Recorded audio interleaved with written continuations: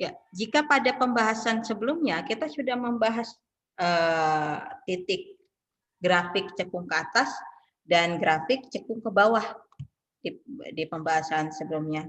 Nah, kemudian rupanya kita ada melihat di mana di bagian tersebut, titik tersebut, dia berubah dari cekung ke atas menjadi cekung ke bawah. Nah, titik tersebutlah yang kita sebut dengan titik belok atau kita sebut juga inflection point atau titik, biasa juga orang mengatakan titik balik. Jadi ada beberapa pustaka yang mengatakan dia titik belok dan ada juga beberapa yang memakai titik balik. Artinya sama ya. Jadi titik belok itu terjadi pada saat dia berubah dari kecekungan yang cekung ke atas ke cekung ke bawah atau cekung ke bawah ke cekung ke atas seperti itu. Nah, di mana definisinya itu diberikan seperti ini. Nah, misalkan fungsi f di x itu kontinu di x sama dengan c.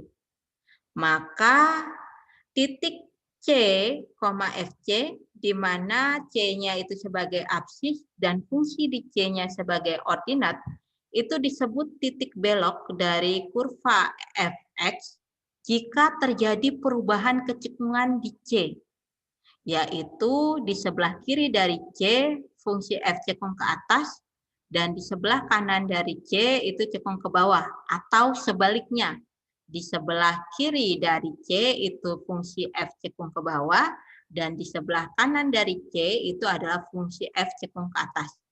Maka titik X sama dengan C di sini, ini kita sebut sebagai absis titik belok.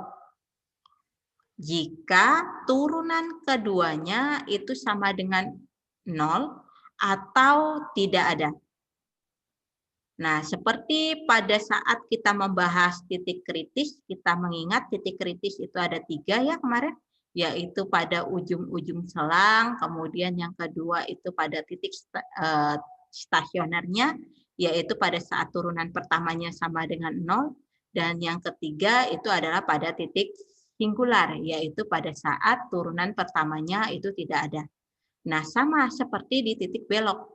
Nah, di titik belok ini berarti kandidatnya itu juga ada 3, yaitu cuma 2 ya, bukan 3 ya. Kandidatnya yaitu yang pertama, yaitu pada saat di titik C, di mana turunan pertamanya sama dengan 0, dan yang kedua, itu pada saat turunan keduanya itu tidak ada. Nah, tetapi yang perlu diingat di sini, belum tentu jika dia turunan keduanya itu sama dengan 0, maka C di sini itu berarti artinya dia titik belok. Belum tentu. Karena dia F sama dengan 0 di sini itu masih berupa kandidat titik belok. Nah, oleh karena itu untuk menentukan suatu titik itu merupakan titik belok, berarti kita harus melihat. Yang pertama, kita tentukan dulu semua nilai X-nya, sehingga F double action-nya atau turunan keduanya di sini sama dengan 0, atau tidak ada. Nah, ketika kita memperoleh nilai X-nya, kita selidiki. Selidiki apakah fungsi cekung dan fungsi cekung ke atas dan cekung ke bawahnya itu ada di sebelah kiri dan kanannya. Nah, kalau apabila ada pergantian, berarti titik beloknya ada. Tetapi jika tidak ada pergantian dalam artian dari negatif ke positif atau dari positif ke negatif seperti itu, berarti ini sebentar ada telepon.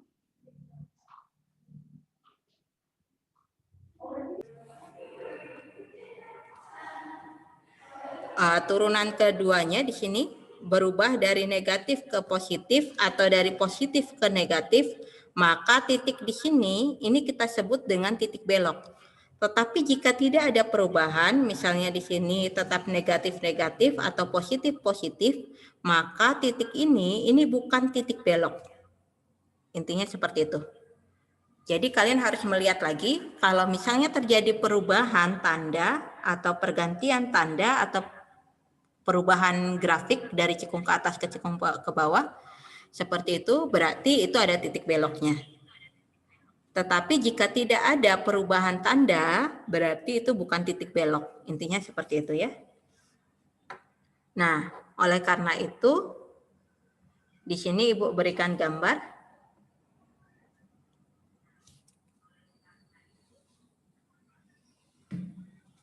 Nah, ini kita lihat dia berubah dari fungsi cekung ke atas menjadi fungsi cekung ke bawah.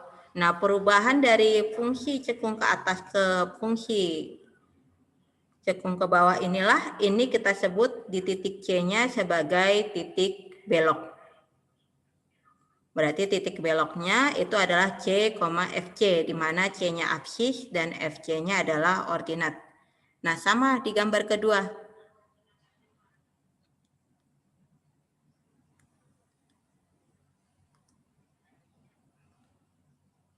Nah, kita lihat di sini, dia dari cekung ke bawah, di sebelah kiri C, dia berubah menjadi cekung ke atas di sebelah kanan C. Nah, karena dia berubah dari cekung ke bawah dengan cekung ke atas, maka berarti titik C di sini kita katakan sebagai titik belok. Nah, di sini ada lagi Ibu berikan gambar. Nah, kita lihat di sini. Ini ternyata ketika kita tarik di sini di sebelah kiri dari C itu cekung ke atas. Dan di sebelah kanan dari C ini juga merupakan cekung ke atas. Nah, karena tidak ada perubahan tanda, maksudnya di sini positif dan ini positif juga, maka titik ini itu kita katakan bukan titik belok. Karena di sekitar C itu tidak terjadi perubahan tanda atau tidak terjadi perubahan kecekungan. Nah, kemudian ini Ibu berikan lagi grafik.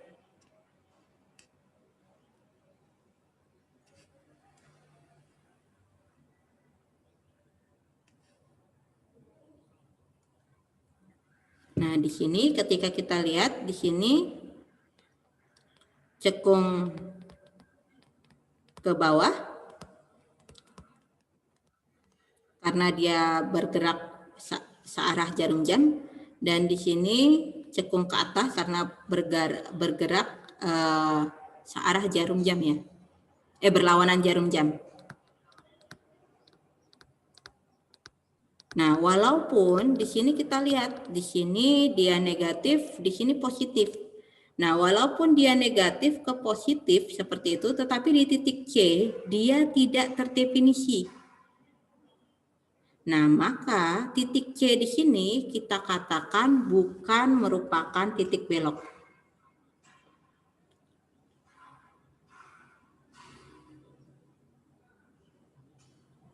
Ya, berarti dia bukan titik belok itu terjadi ketika tidak ada terjadi perubahan atau dia tidak terdefinisi di titik tersebut. Oke. Sampai sini kira-kira ada. Di sini kita disuruh untuk mencari semua titik balik untuk grafik. Yang pertama diberikan grafiknya itu adalah fungsi di X itu sama dengan 2X pangkat 3 minus 1.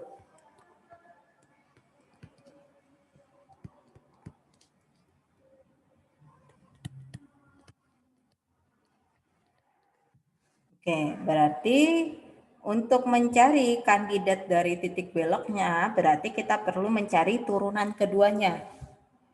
Kita cari dulu turunan pertamanya, itu adalah 6X pangkat 2 ya.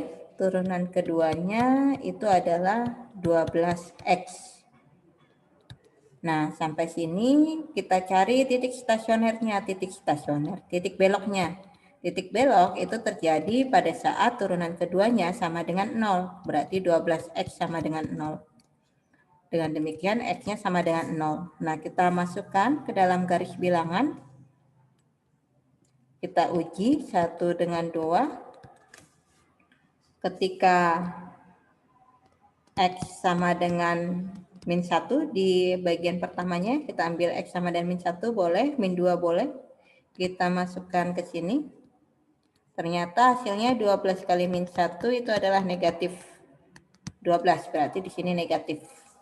Kemudian uji di sebelah kanan dari 0, kita ambil misalnya 1 ya. Berarti 12 kali 1 itu positif. Berarti di sini positif. Nah, ternyata terjadi perubahan tanda dari negatif ke positif. Nah, karena terjadi perubahan tanda atau perubahan kecekungan, maka berarti titik ini kita namakan sebagai titik belok. Nah, pertanyaannya kita baru dapat aksisnya, yaitu C sama dengan 0. Ketika X sama dengan 0 ya, berarti kita tinggal mencari fungsi di C-nya dulu, yaitu fungsi di 0 yang ini. Kita masukkan ke sini, 2 kali 0 pangkat 3 dikurang 1. Berarti hasilnya adalah negatif 1. Nah, dengan demikian berarti titik beloknya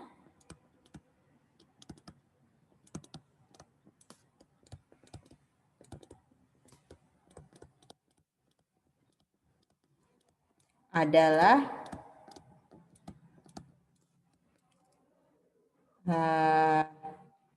0, min 1 ya. Selesai.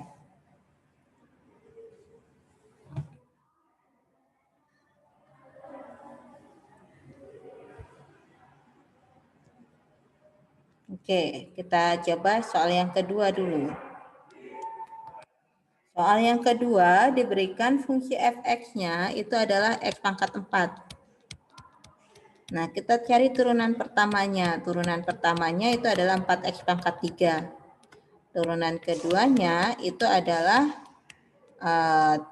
12x pangkat 2 ya. Nah, kita cari kandidat titik beloknya, yaitu f double aksen x sama dengan 0. Nah, berarti di sini 12x kuadrat sama dengan 0.